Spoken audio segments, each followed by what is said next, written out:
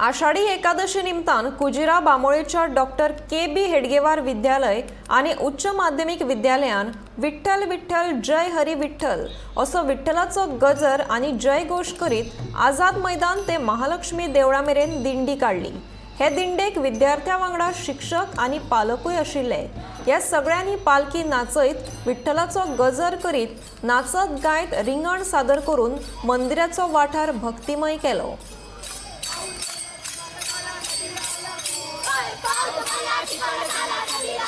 Hari Vitthal Hari Vitthal Jai Vitthal Hari Vitthal.